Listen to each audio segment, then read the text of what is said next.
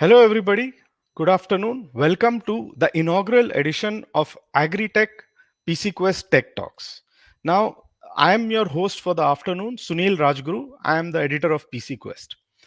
The panel, what we are discussing today is how can we maximize India's agritech potential?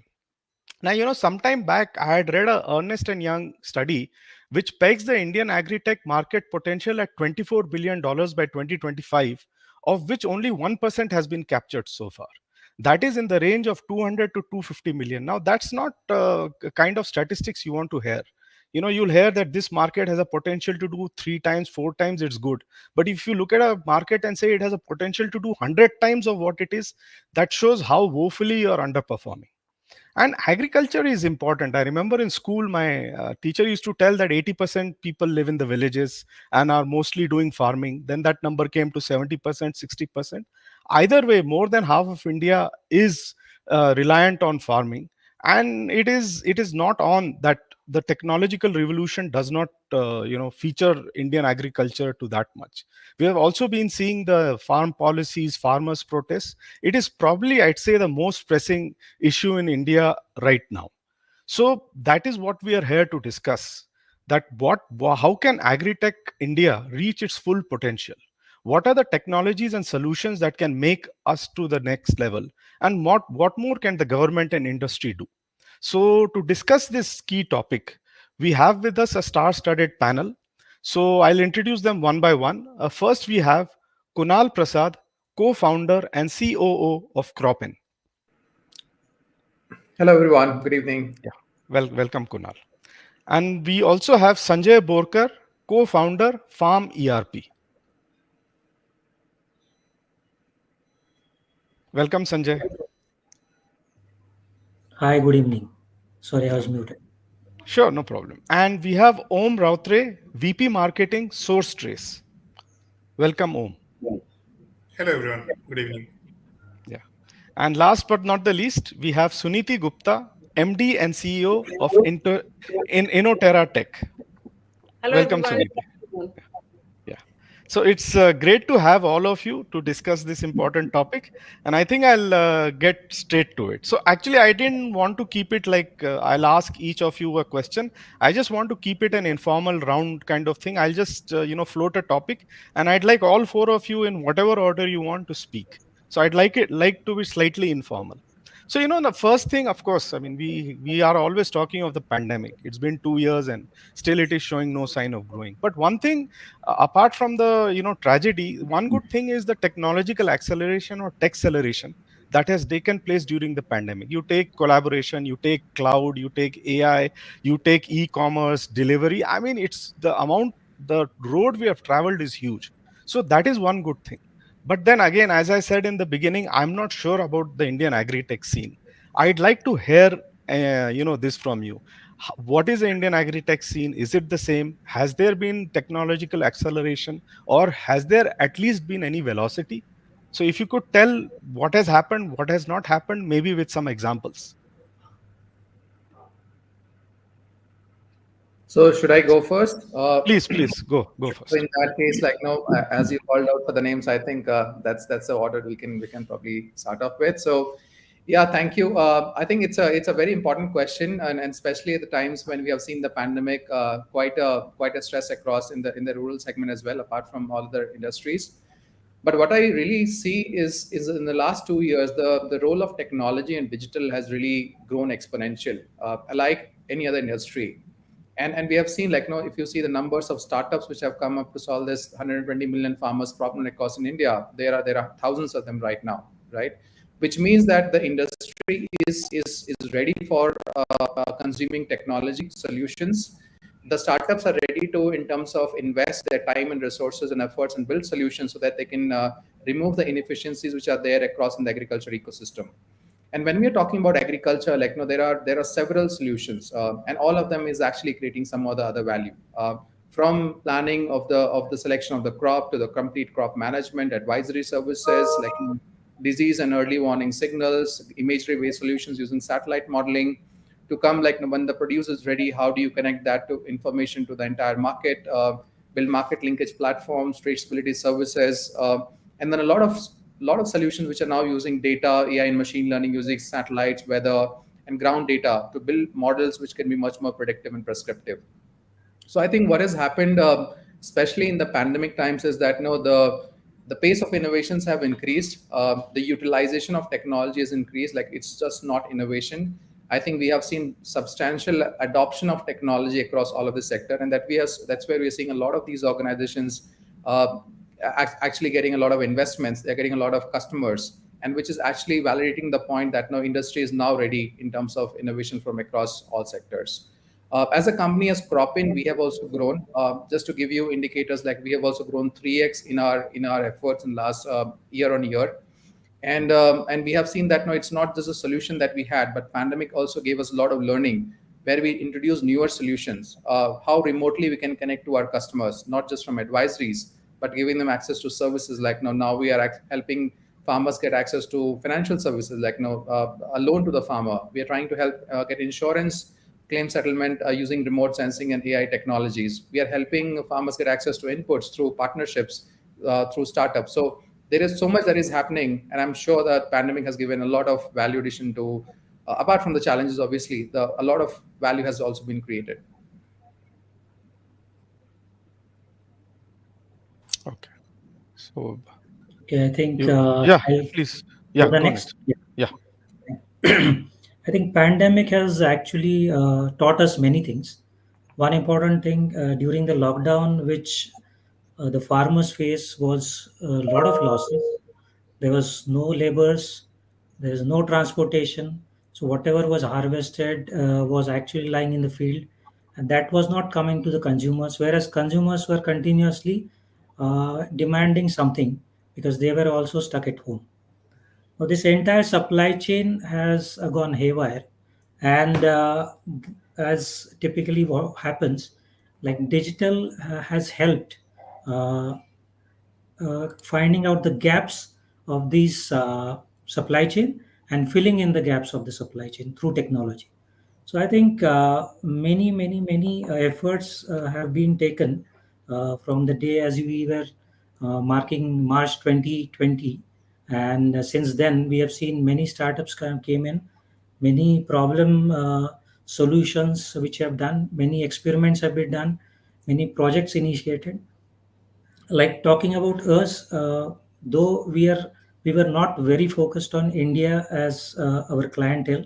Of course, we have Indian clients, but during the pandemic, we started our own project of Uberization of smallholder vegetable growers, wherein we actually helped 4 to 5 FPCs to bring them onto digital platform and help the farmers sell their produce, grow it in a better way.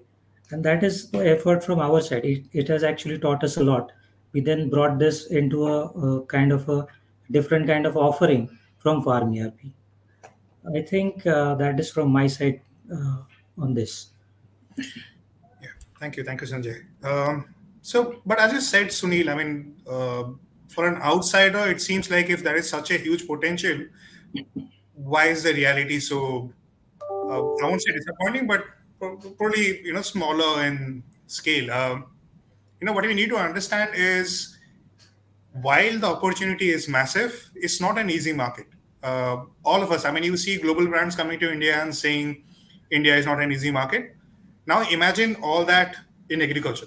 So as it is, it's a complex market. Agriculture, now you're talking about smallholder farmers, technology penetration, policies, the state versus center uh, when it comes to agri policies. So all that, I mean, it's the amount of money and resources it will take to create a unicorn in agri is probably uncomparable. So in that sense, it's a budding sector. But I guess what we need to admire is the sheer bravery of taking technology to the smallest villages and telling a farmer that, okay, I have a cloud-based platform or satellites in the sky, and I am looking at you as a customer.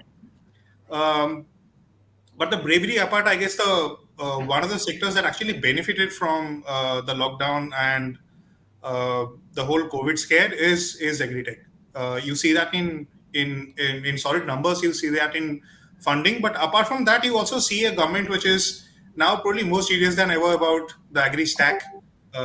It actually put out a paper.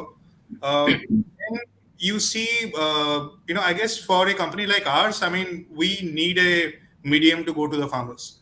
It can be a corporate, it can be a government, it can be a small startup, any food company, etc.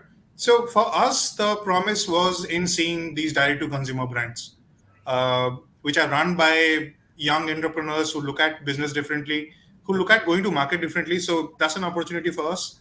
Now you see funders going beyond. While for outsiders it may seem that we are yet to reach scale, uh, funders are looking at agri, biotech, etc. So we know the next couple of years will bring in new opportunities. So in that sense, I guess it's been really happening 2 years. Yeah. Thank you. I'll stop there. Thanks, Om, and yeah. So, Sunil, as my response to your question, I would like to give you some really on-ground examples of how the in the agri-tech space or in the agri space, how adoption of technology was accelerated during COVID. Now, in COVID, as Sanjay had mentioned, the weaknesses in the value chains of the food ecosystem in India was, felt very much, and the output was impacted severely. The farmers were unable to get their produce to the consumers. So, I would like to give you four examples, which I have experienced myself. Number one is I'll build on the same one which Sanjay mentioned, that all the farmers were facing challenges getting their produce to the consumer. So you could see that movement on the ground, farmers making WhatsApp groups, getting the consumers onto WhatsApp groups, and then moving on to an app where the consumer could order their produce onto the app, and making sure that the delivery happens. So that itself was a very big, I would say it was a sea change, and I don't think there will be any going back on that.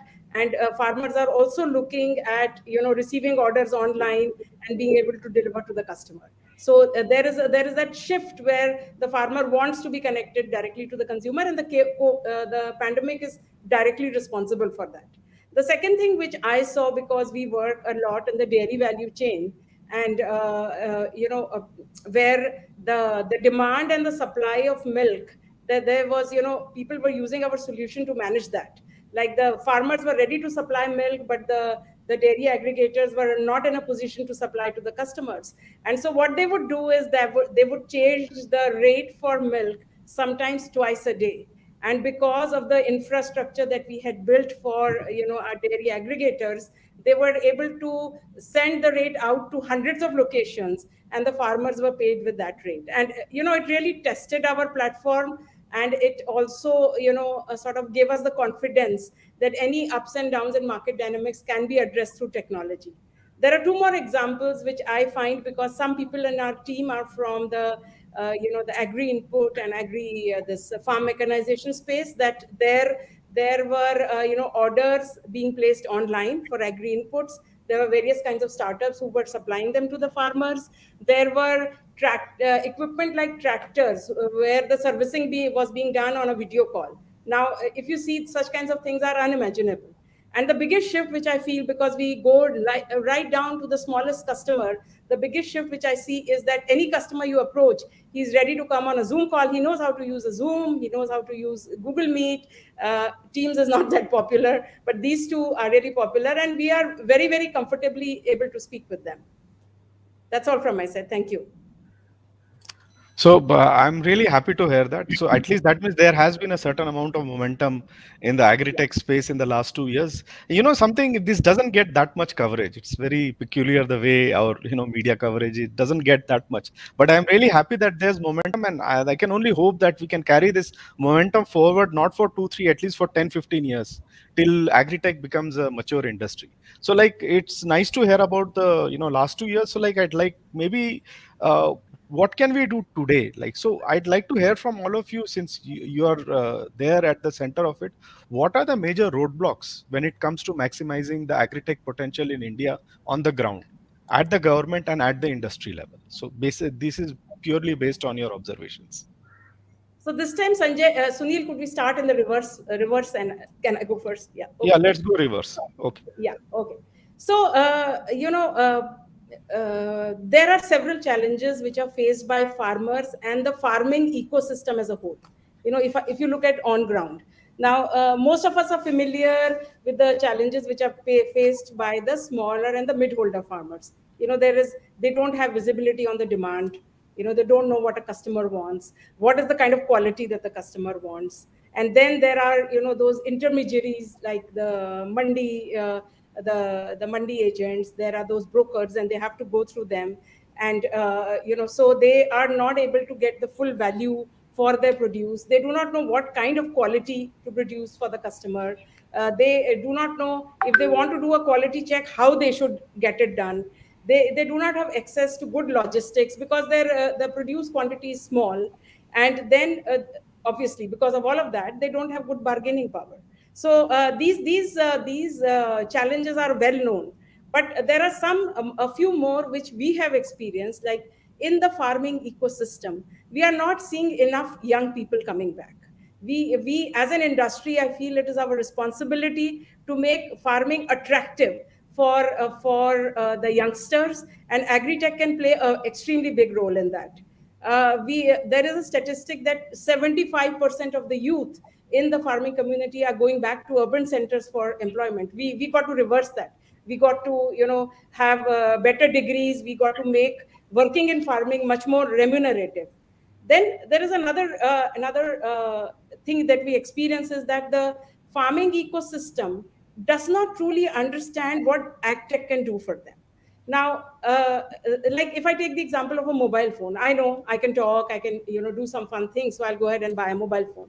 But that's not true for agtech, because agtech starts from the farm. It goes to the pre-harvest, the post-harvest, it runs through the supply chain and right up to the market. So as an industry, again, I feel that it is our responsibility to educate the farmers, build trust with the farmer, give him solutions which are authentic. Because again, I'll give you a small example. We were speaking with some farmers in Mathura, and somebody said, oh no, I'm not going to take traceability because I took it from you and it didn't work. Now, any such incident puts the farmer as well as the agtech space back by a few years. So, and the current see, agriculture as a farming as an occupation, it has to go through a generational shift if it got to believe what the agtech tools are ready to tell them, which earlier they worked out of a gut feel, or something which their fathers or grandfathers told them. So as an industry, I feel it is our responsibility to build the trust with the farmer, give them solutions which are authentic. And at Innoterra, we are very, very committed to that, and we are trying to address all the gaps by creating a full stack end-to-end platform for connecting the small and the mid-holder farmers, all the aggregators, right from inputs, training, farmer-focused services, financial services, offtake, and traceability. So we are, as Innoterra, trying to create the most expansive high-tech and high-touch platform. Thank you, Suniti. So I guess, Sunil, it's a very complex question again for companies which want to scale. For example, let's say for us, eventually revenue matters, right? So when you look at different geographies, it's revenue, right? You will put more resources where you get more revenues from. In that sense, India is a very complex market, also very difficult because we do not work with farmers directly. So we need to have a mature middle layer on which we ride. As I said, it can be a business, it can be a small farmer cooperative, but that has to be somebody who takes the technology to the farmer. The moment we say that, okay, we will do it, from being an enabler, will be a doer company and put people on ground to train farmers, the model changes, right? So for India, I guess right now the market is more of doers. I mean, if you're closer to the produce, you're into warehousing, you're on the farm buying and selling, or doing the logistical work. The market is booming right now. I guess the opportunity was there, losses were there, so everybody knew that the market size potential will be realized much faster when you're actually doing it, buying and selling and trading.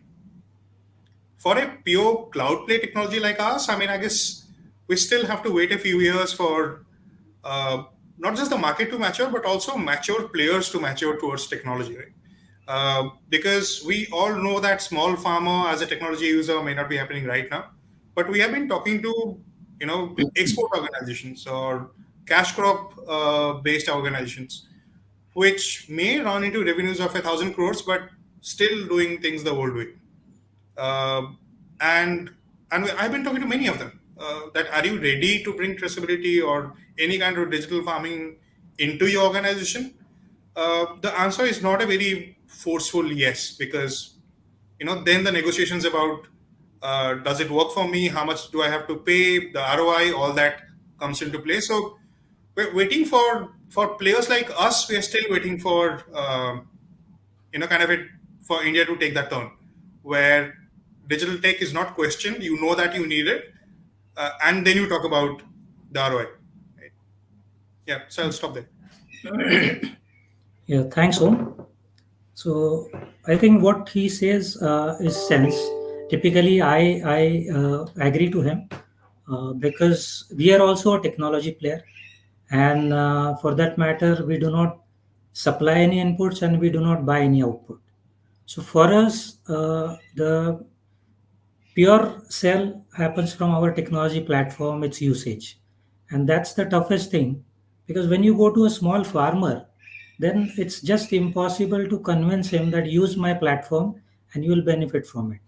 Because for a farmer, the adaptation is so slow, and that I mean, what works for one crop, one region, one geography, one type of business may not work for other crops or other regions. And then for us to invest in that and then go further, it's again a very long term process. So I think that is a major roadblock where replication is very slow for smallholder farmers. Though I think we also do not work directly with farmers, but we work with companies who in turn work with farmers. Secondly, for the major industry players like big agri business companies, they have already invested millions of dollars in digital initiatives. So they are working as per, like they are working for their company's profits, for their benefits, and they have put in a lot of resources into it. But they are working typically in silos, and because it's their proprietary, no one can join them as a stakeholder. So maybe that is one of the roadblock for the people who have money, but when they're using technology, they're using it only for their own purpose. And third, talking about government, I think there's a lot of initiatives have been pushed, especially the Digital Agriculture Mission 21 to 25, which is launched. I think we are expecting some more from the union budget about coming union budget about it. What I would say that there has to be more aggressive pilot implementation by the government agencies across the nation involving all different kinds of startups and agri-tech companies.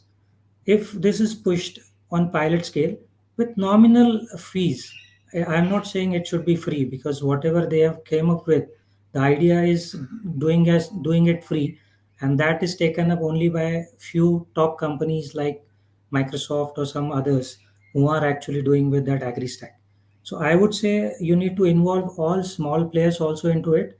Then only you will get the results because it's something is going to take time. It's not that fast one could see the growth of agri-tech. Thanks. Yeah, so like now we all know that challenges like now when we got into the agriculture sector, we know it's one of the most challenging sectors to get into, right? As a business. But obviously our job is not to look into challenges, but look at what problems can be picked up and how we can solve it for the entire stakeholders, right? So in that particular perspective, like as you're a business, you decide like what do you want to pick, and there are hundreds of these problems, right? So what we have done is like we understand that one of the problems is the enterprise problem, and the other problem is the farmer problem. So essentially what we do is from our business, like to solve the enterprise problem, like we do not just give them technology because what we believe is it's in a very nascent stage. So giving them technology and then support to implement the technology, because the first phase of the digital happens when the institutions are able to digitize their basic assets, know about the farmer, what crop they are growing, what when they are growing, what are the package of practices followed, and things like that. The second phase of the implementation happens when the data of multiple seasons starts being analyzed, and then you're able to do some decisions based on that data, right? So for any institution to basically start seeing the benefit of a technology, it needs a certain cycle for them to adopt the technology, certain cycle for them to create data as a mode, and then start using that as an insight platform for them. So I think that's the journey, and as everyone is also saying, I also add on top of that that it takes little time, because this is a very very challenging sector, and there are hundreds of problems which is there. But thankfully, what is happening is once you have these problems and you have data, then probably the challenges could be solved using data in a structured manner.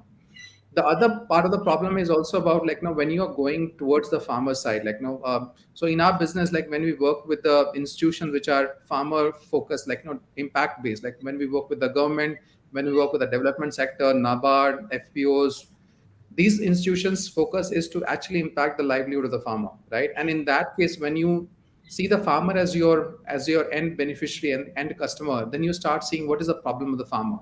And that is where you see that, the problem sees the farmer sees the problem when you are able to get him access to markets, access to inputs, low cost of financing, ensuring his crop, like giving them advisories, and all of that coming as a combination, as a package, right? And I think that is where technology is moving, and even the government is also pushing in that. I think the agri stack that we are talking about is also a initiative in that direction, that how we can connect the 120 million farmer on a seamless integrated data platform, and then service providers and technology players can come and support that particular platform. So I think the challenges of the disaggregated data, the challenges of 120 million farmers, different crop, agroclimatic climatic zones, all of that is already there, but we have to find solution on top of that. What we have also seen is, if the government wants to really support this, they have a lot of data, right? They have digitized their land records, they have cadastral data, they have the soil map data, they also have the historical weather data and things like that. So if we can open up that data for stakeholders and innovators to come and innovate, it will be coming at much faster pace. Just to give you an example is, like, satellite technology, right? Now 4 or 5 years back, it was just at the very nascent stage, but now you see many of the startups are coming and using this as a technology, because now we want to remotely monitor a farm, not send a person to the farm and check now what is the crop that the farmer is growing, what is the stress of the crop, what is the yield of the crop, and things like that. So this brings an efficiency of 60 to 70 percentage all on the cost of the operations. But do we have the technology? Do we have that level of multi-spectral imagery which is available? Do we have the commoditization of satellite imagery for agriculture? It is not there in that particular shape. So I think we are moving in that direction, but I think the direction is right for us to see the benefits and basically see the benefits and reap the good harvest of the investment that we're doing right now. So thank you, I'd like everyone, because I think a lot of ideas and solutions came out of that. So I'd like to just maybe like try to crystallize it on one. What is the one big idea that your company has to transform the agri-tech potential in India, and how are you going about it? Bear with me, this is a slightly repetitive question because you have already told of all the great stuff you're doing, but you have to just pick up one idea and crystallize it for our listeners. So this So time should maybe. we? Okay, fine. Let's go in the straight reverse order. Okay. Yeah. Kunal, Right, we're going in the straight order. Okay. Yeah, Then straight the last order. round will go in reverse order. No, I thought Let maybe me. Om can start over here on this question. Okay, fine. Do you, Om, you want to start? You can break the. Not an issue. Break it. I was actually saying, Kunal, you should go first, but now that we can't go pehle up. Our first big idea is also the oldest idea within the company that we had, was to work on. Globally we work on cash crops. In India, we work on a lot of that. But I guess we had plans for India where we wanted to work with a few stakeholders. We identified the stakeholders, we identified the opportunities. And the idea is that, when you talk about cash crops and cash exports, those crop exports from India, globally in a few commodities that we have seen, there is a pride of place that Indian produce had, and because of many issues, that's you look at pepper, you look at turmeric, you look at coffee. So these are the commodities where we want to invest not just technology, but as Kunal said, uh, give the technology, co-invest in terms of resources, co-invest in terms of exploring market opportunities, bringing in global buyers, and then doing a few use cases where you show that how do you look at a crop, look at its origin, look at its labor practices. Now you look at global markets and you see terms like modern slavery being thrown around, right? We haven't even started to address that. So how do you look at a value chain and say there is no modern slavery in it, or child labor in it, or deforested land in it? Now, in fact, this is the year when we look at carbon agriculture. So can we do? And India is the perfect place for it. I mean, I guess we are paying the price, but it's the year when we can start earning from that carbon, the carbon trading, and be on the positive side of it. So look at, and that's the idea that we have been following for a few years now, that can we look at a few crops where we bring it all together. We are doing that currently for organic cotton, jasmine, chilies, but we want to do it at a scale where it becomes a case study, it becomes a showcase project where you can follow that as a template. It takes multiple partners. It takes a buyer, global buyer. It needs a sovereign to sign off on it, like a government, and it needs somebody who is strong on the ground, somebody who works on the production side of it. So but I guess hopefully this will be the year when we'll have a project which can showcase all this. Thank you. I'll go next, Sunil. Okay. So a few comments on the previous question, Sunil. Unlike what Om and Kunal and Sanjay have mentioned, we are also a technology company, and our experience with working with the smaller organizations has been 100% positive. And once you go to them and explain the benefits that they can accrue, I can hardly count on my fingers where people say no, they don't want to move forward. So that's one. And I'm also trying to think the difference here, because for us it's been 100% positive. And for us, the big idea is that in order to bring the small and the mid-holder farmers into our ecosystem, we are focusing on digitizing the aggregation points. And then post that digitization, spearheading input and output orchestration. Because our big idea is to create the network effect in agri-tech, the same network effect which has transformed other sectors like e-payments and online retail. And we feel that an inclusive food value chain with every stakeholder connected through technology is the easiest and the best way to empower the farmers. Because end of the day, that's part of our ethos, for you and the planet. So we want to make sure that with our efforts in digital and physical, the farmers' earning needs to go up. And as a group, we are all committed to it. Thanks. Shall I go ahead now? Sunil? Yes, please. Yeah, I think Kunal and me both are remain. So Yes, I'll go please. So just to give you some background, like FarmERP, we are helping businesses in 30 countries where they are running their businesses over FarmERP platform, which is a very comprehensive platform which helps them plan their operations, monitor, control, and also analyze the operations. We are working with very big farms, right from 50,000 hectares of farm, acres of farm in Sri Lanka to a very smallest, let's say 100 acres of farm in India. We work with some 200 hectares of berry farm in France. We work with some 7,000 acres of farm in Iran, and we work with 10,000 hectares of farm in Azerbaijan. The reason I'm telling you this because we have got diverse experience of how agri enterprises or big farms, plantations, contract farming companies work. Now that experience which we have acquired over the years, that we are trying that we could use it for the FPOs and FPCs and the small and medium enterprises here in India. Because obviously, the one who is running 5,000 acres of farm company and one who is running 5 acre of farm enterprise, I'll call it enterprise, though it's a small farmer. There are a lot of similarities. Of course, there are huge difference, but there are a lot of similarities. And we have identified those key performance indicators for every farming business, which we are trying to bring in to the FPOs and FPCs or even the smaller companies in India. So that is our one big idea for India in coming year.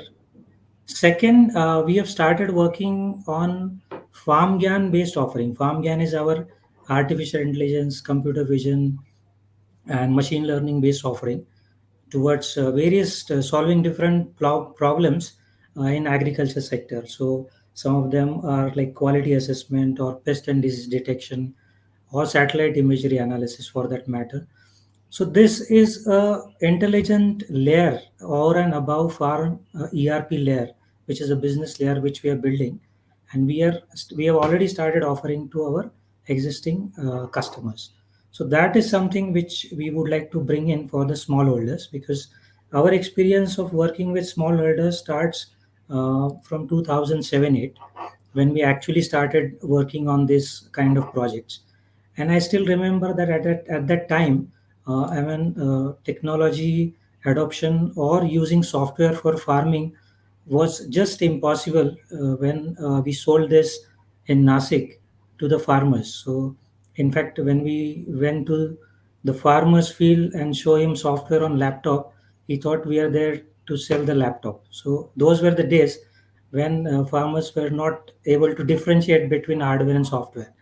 I could see there's a tremendous change which has gone in last few last decade, and I see for us, India, and providing our solutions for India, customizing it or tweaking it to this region is a primary objective for this year. Thanks for it. Yeah, thanks. So basically, like now, our objective now, like now, we normally process almost the entire country from a intelligence perspective, and this intelligence is basically sold to different partners. Like from our partnership with the government of India's Pradhan Mantri Fasal Bima Yojana, which is running in 6 states right now, to a lot of businesses which are taking intelligence from our platform for their trading decisions.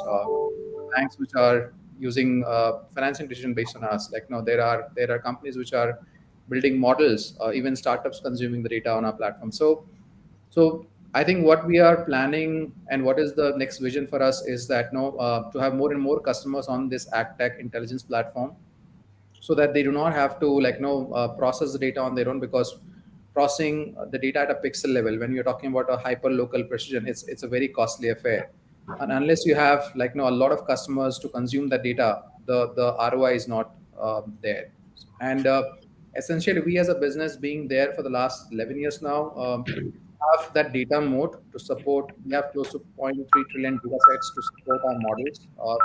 We also have a lot of deep learning models which are actually tried and tested over the last 4 or 5 years with some large government programs as well. So that's the focus for us, to have more and more customers which can consume our intelligence from the smart wrist, which is basically a terminal, and use that for their business decision. And there could be every beneficiary, from a government to an FPO to a farmer.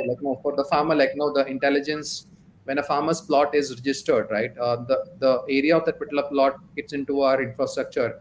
We pull out all the intelligence, including the satellite imagery, and provide this to the farmer in a very, very interpretable manner. That okay, this farm, this is a stress in the next 7 days. This is what you have to do. As simple as that. Nothing complicated. So I think that's the level we would be moving forward, to make it much more user friendly, to the understanding the essence of what will be creating value for them, and to create a holistic platform where everyone can come and participate. So that's the X stack on the intelligence that we are doing, and that's our focus. So, like to thank four of you again because I'm hearing a lot of ideas, solutions, and breakthroughs. And again, like most of this is not known to the common people. So, like I'd like now all of you to sum it all up. Maybe look at the larger picture and look at it nationally. What is your roadmap for Indian agritech in the 2020s? How should we go about building our agritech infrastructure? I think if I want to go first, like I think the overall beneficiary are the farmers, right? But the biggest stakeholder is the government, and none of the business will have that big an impact, even if you aggregate it together to the impact that the governments can bring in. I think the biggest thing that is happening right now is the focus of the Indian government to bring a technology enabled service and have innovators on top of that, because India is now not just about made in India; it's also make in India and go international. And what we have demonstrated also in the past is that no Indian services, like no, we started going outside in 2014 and now we're there in 50 plus countries, and that's what is going to happen once this large level enterprise applications are developed, which are scalable. These models can be taken to other global geographies, especially Africa and developing countries in Southeast Asia. So I think that's something big that we are also betting and partnering with the government, and that's also our focus.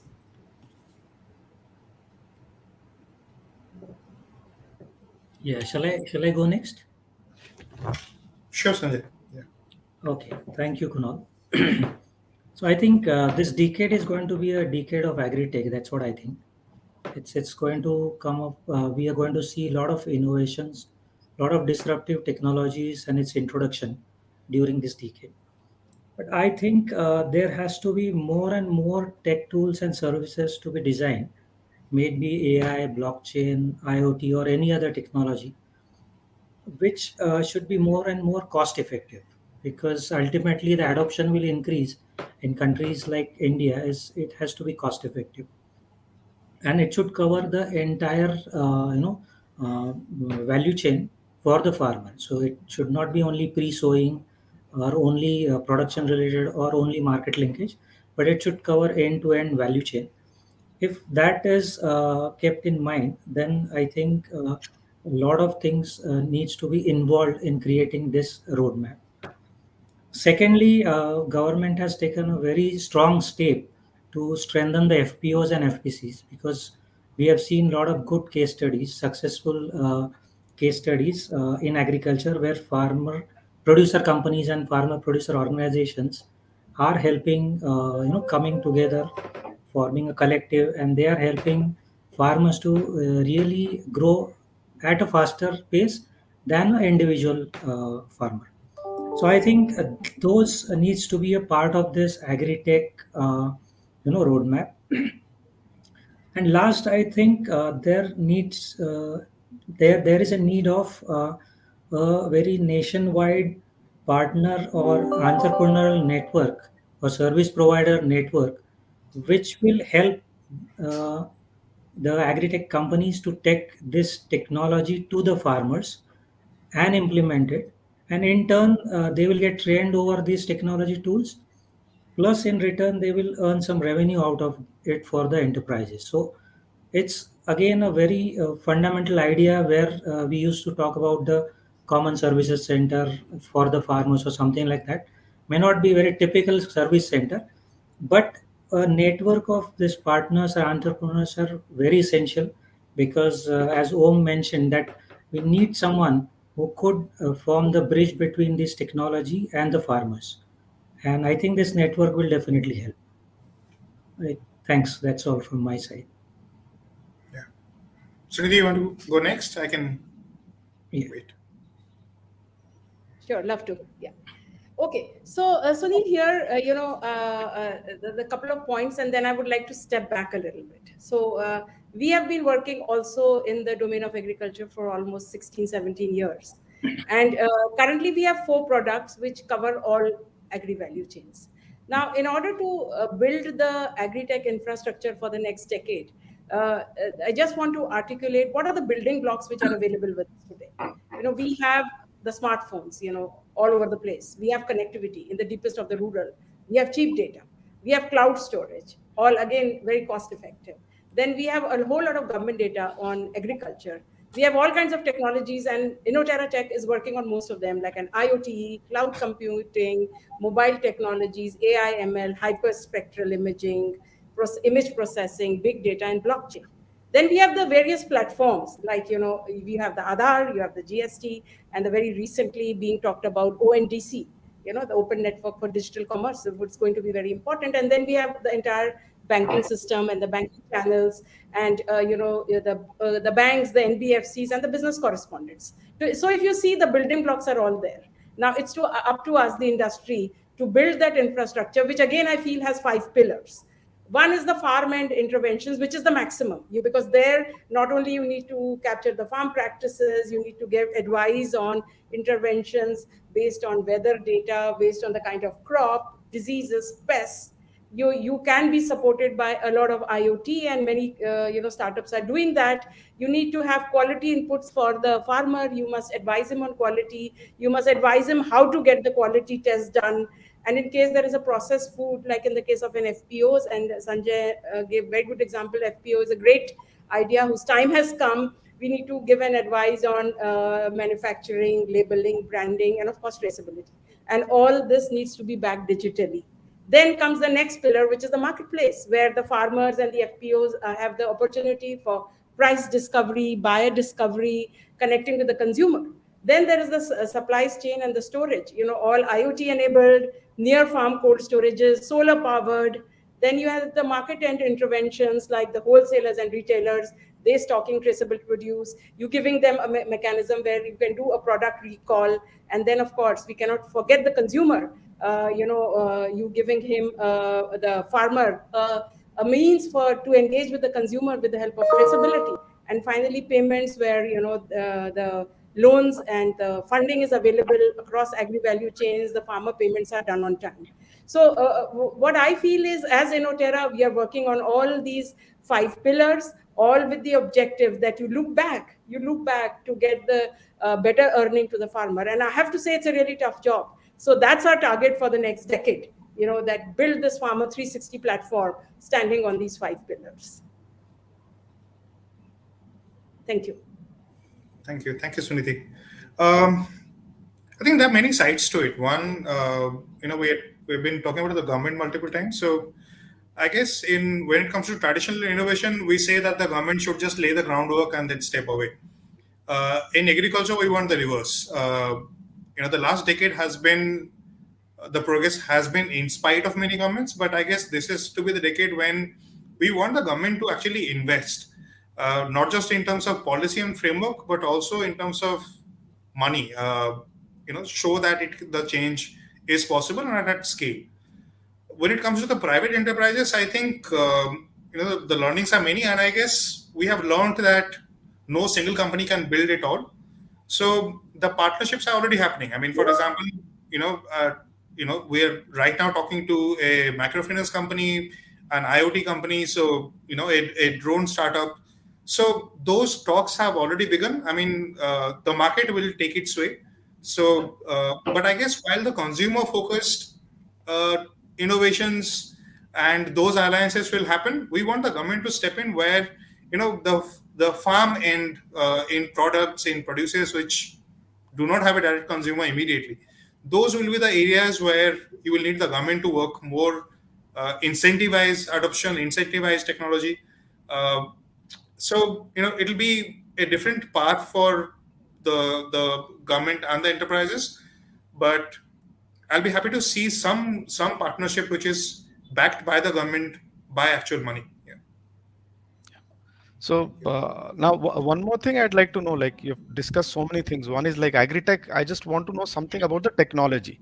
So like we have a lot of emerging technologies. So AI, ML, IoT devices, drones, cloud, big data, AR, VR. I mean, so all these technologies seem to be there in the private sector and everywhere. But I would just curious if you can tell me of one of these emerging technologies which could go really big in agri-tech. What do you think? Like it could be drones, it could be IoT devices, whatever, big data. I think, Sunil, it will be a combination, because Okay. agriculture as a business is such, you start from the last mile and go to the consumer. So it will always be a combination of things coming together.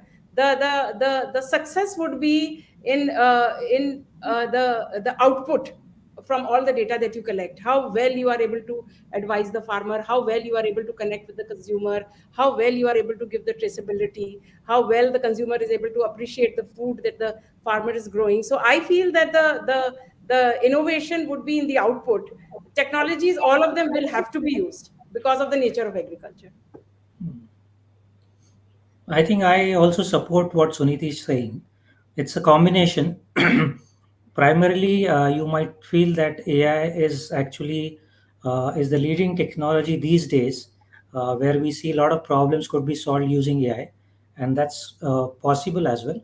But then, as the time goes, you obviously come up with some new technologies, and it actually overrides the earlier one. So I think whatever technology comes, whether and how we make it use to the smallholder, that's really important. So the application is more important, and of course, there's a lot of diversity. So what works for one might not work for another. So that's very important. Yeah, That- That's all from my side. that's right, Sanjay. It may, what works for one may not work for the other. That's right. Exactly. Yeah.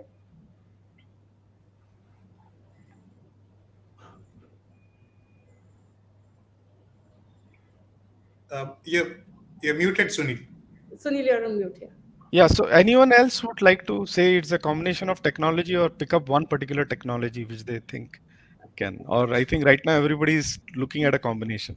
Anyone wants to pick, say, IoT devices or because what do you think?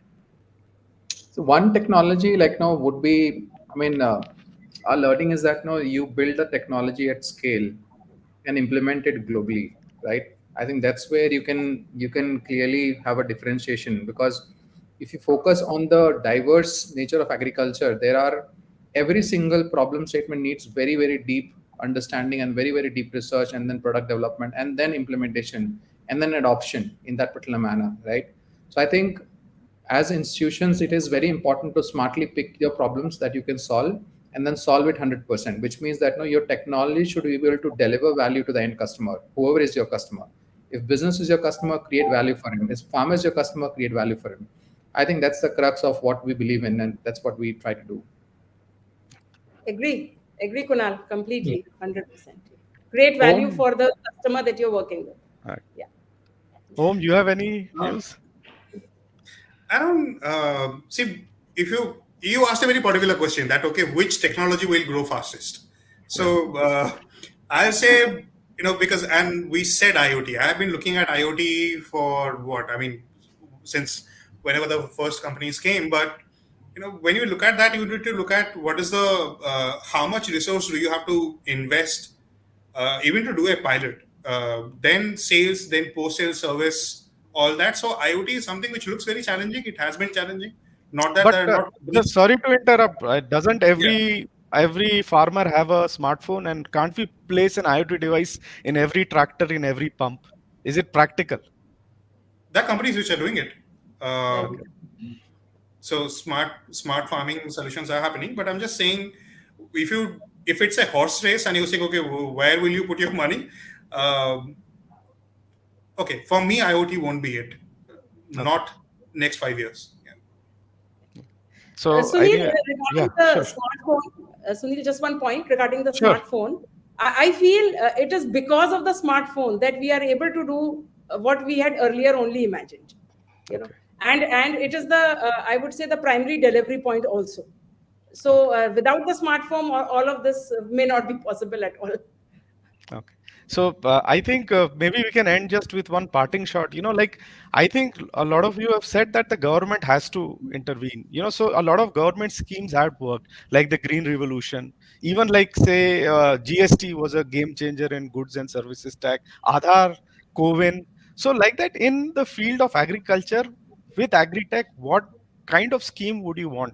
If you had a wish list, like if you have an Aadhaar, it will change this. If you have a Covin, if you have a GST. So is there some policy or scheme agri-tech based that the government can introduce in agriculture and it'll really game change? So maybe a minute on that and we'll wind up after that.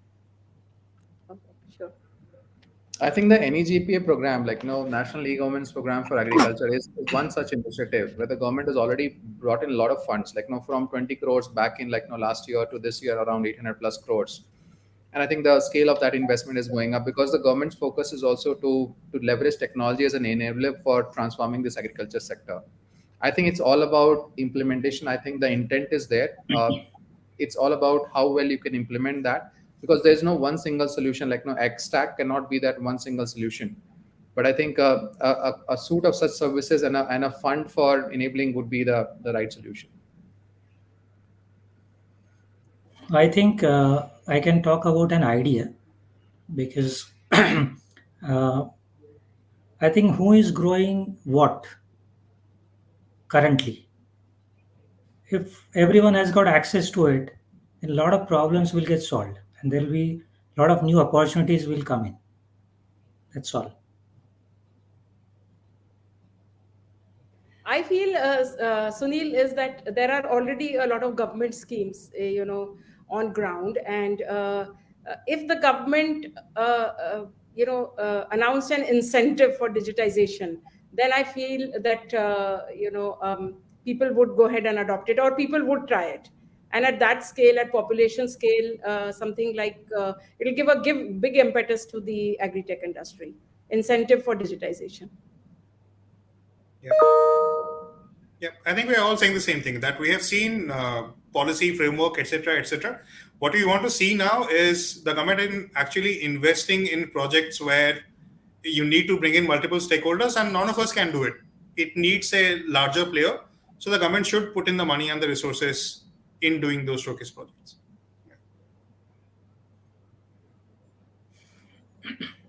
You're on mute, Sunil. Sorry, I keep.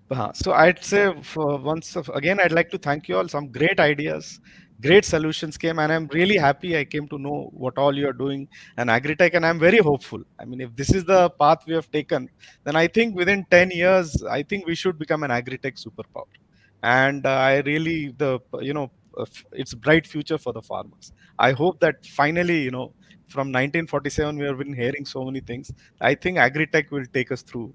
So at least I'm convinced, and I'm sure all of you are doing great jobs, and you'll continue doing. Thank you so much, all of you. Thank Thank you. you. Thank you, sir. Thank you, Thank you, Absolutely. everyone. sir. Thank you, everyone. Bye. Thank you. Bye bye.